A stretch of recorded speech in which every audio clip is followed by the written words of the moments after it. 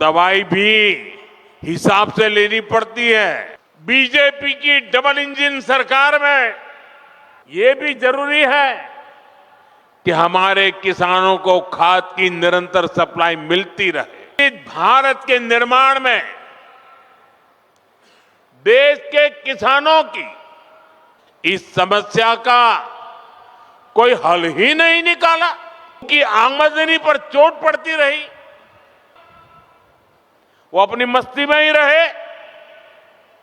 आज हमारी double engine सरकार 380 लाख मैट्रिक टन यूरिया की जरूरत पड़ती है, हम 306 पर पहुंचे हैं। आने वाले कुछ समय में आत्मनिर्भर हो सके रुपया देना पड़ता है।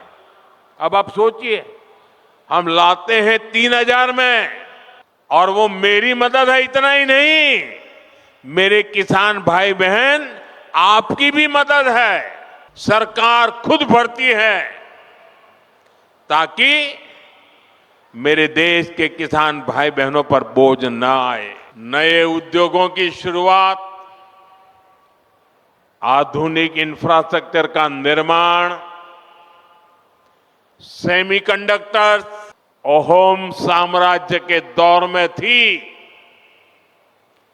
विकसित भारत में और उनके वर्कर्स की उन्नति, किसान क्रेडिट कार्ड केसीसी, ये केसीसी की सुविधा मिलने के बाद अब बैंकिंग व्यवस्था जुड़ने की वजह से इन वर्कर्स के बैंक खातों में सीधे पैसे भेजे जाने की सुविधा रही है।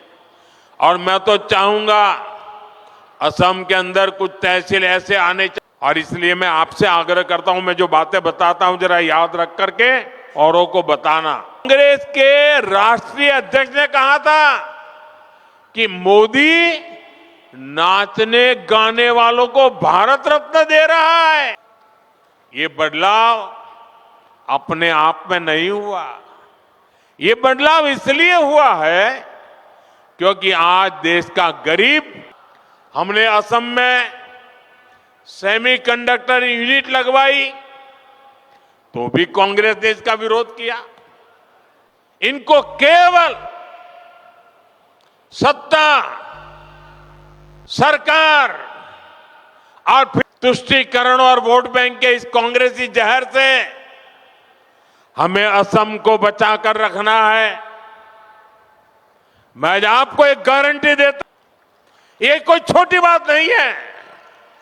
ये देश की खास जरूरत में नाम रूप की ये नई यूनिट इसी बदलाव की